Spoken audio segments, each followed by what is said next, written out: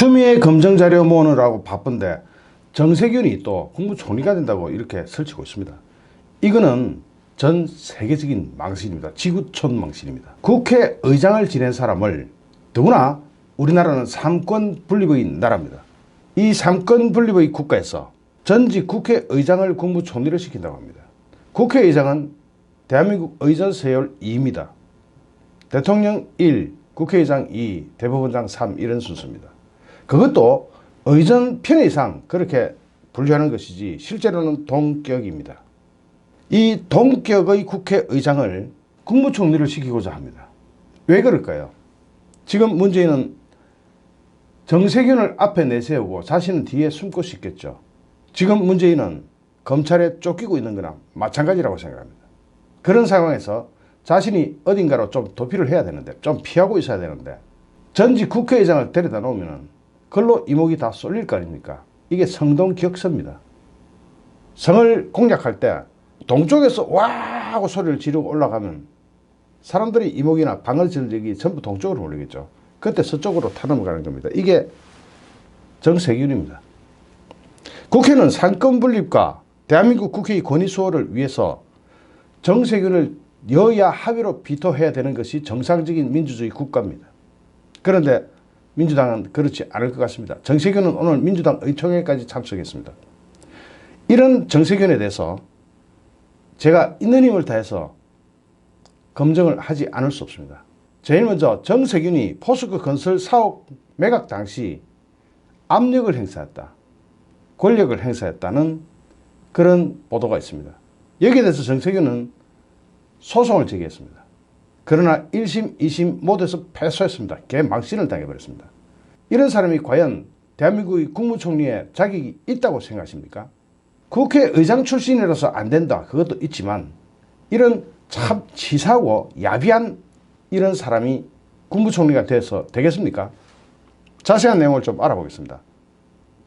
정세균 국무총리 후보자가 포스코 건설 송도 사옥, 송도에 포스코 건설 사옥이 있습니다. 그거 매각 과정에 개입했다고 보도한 언론사를 상대로 정정보도와 손해배상을 청구했지만 1, 2심에서 모두 받아들여지지 않았습니다. 서울고법 형사 13부 부장판사는 박재영입니다. 여기서 18일, 오늘이죠.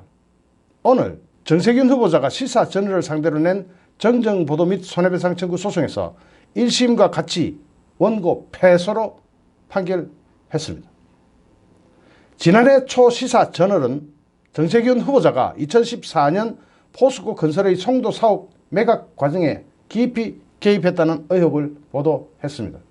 송도 사옥의 지분을 보유한 사업가 박모 씨가 높은 가격으로 사옥을 매각하기 위해서 정치권 곳곳에 청탁을 했는데 이 청탁자 과정에 정세균 후보가 낀게 있었던 겁니다. 참으로 지저분한, 정말로 지저분한 행위를 한 사람입니다. 그 근거로 시사저널은 2014년 6월 정세균 후보자와 박 씨 간에 이루어진 통화 녹취록을 들었습니다. 이 녹취록 같은 게 있으면 꼼짝 못합니다. 이 녹취록에서 정세균 후보자는 포스코 측의 초벌 검토 결과를 박 씨에게 알려주면서 내가 포스코 측에 좀 더 체크를 해봐라, 그래서 길이 없겠는지 연구를 좀 해봐라고 얘기를 해놓은 상태라고 말했습니다. 이건 바로 포스코 측에, 민간기업인 포스코 측에 정세균이 압력을 행사했다는 물증이 됩니다. 이에 박 씨가 그쪽에서 역으로 지금 우리한테 인포메이션을 좀 주면서, 정보를 좀 주면서 어떤 조건이면 좋겠다 이렇게 얘기 한번 해주시면 고맙겠다고 하고, 정세균 후보자는 그런 걸 어떻게 해보든지 이야기를 들어보겠다고 답한 내용도 녹취록에 담겨 있습니다. 이게 빼도 박도 못하는 거죠. 정세균이가 이 정도로 후한무치하고 돈을 위해서인지 무엇을 위해서인지 모르겠지만 포스코 건설의 사옥 매각의 가격 협정에 낀게 들어가지고 이런 참 더러운 짓을 했습니다. 정세균 후보자 측은 이 보도와 관련해서 지역 구민인 박 씨가 억울하다고 하니 어떻게 돼가고 있는지 알아본 정도지 어떤 부정청탁도 없었다 그러면서 시사저널을 상대로 소송을 제기했습니다. 뭐 한 사람이 뭐 한다고, 이거 참 부끄러운 행위입니다. 앞서 1심 재판에서는 정세균 측이 단순히 민원을 전달했다고 보기는 어렵다면서 기사 내용이 허위의 사실을 적시했다고 볼 수 없다고 판결을 했습니다. 1심은 녹취록 내용을 두고 박 씨가 노골적으로 계약 체결이 유력한 상태로 만들어 달라고 요구했고 정세균이 이에 응하는 내용이라고 판단했습니다. 이어서 이는 지역구민과 거의 통상적인 민원을 경청하는 국회의원이 나누는 평범한 대화의 수준을 완전히 현저히 벗어났다고 지적했습니다.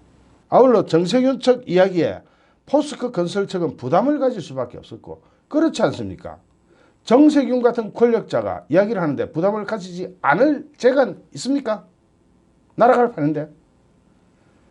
박 씨와의 대화 내용이 일상적 민원 제기 수준을 한참 벗어난 점 등에 비춰보면 정세균 후보자가 단순히 민원을 전달했다고 보기 어렵다고 설명했습니다. 당시 기사에 정세균이 개입한 이유를 알 수 없다고 설명해서 뇌물 의혹을 단정적으로 적시하지 않았다는 점도 근거로 들었습니다. 1심은 기사가 허위사실을 적시한 것이라 보기 어렵고 설사 정세균이 뇌물을 받지 않았다고 하더라도 기사 내용이 공공의 이해에 관한 사항으로 공익성이 인정되고 기자는 내용이 진실이라 믿을 이유가 있었다면서 손해배상 책임조차도 인정하지 않았습니다.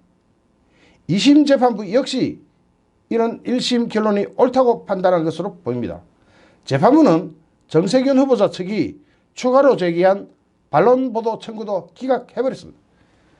이렇게 되면 뇌물을 받았느냐 아니냐는 것은 이건 형사상 문제고 이건 민사재판이거든요. 이 민사재판에서 이렇게 나온다는 건 뇌물 받았다는 이야기랑 뭐가 다릅니까?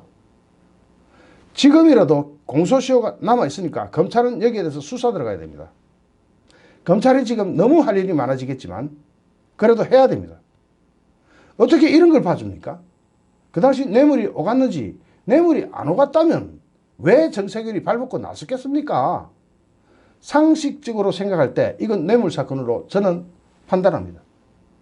검찰은 지금 즉시 수사팀 꾸려서 정세균을 수사해야 합니다. RMB 뉴스 정광용이었습니다. 감사합니다.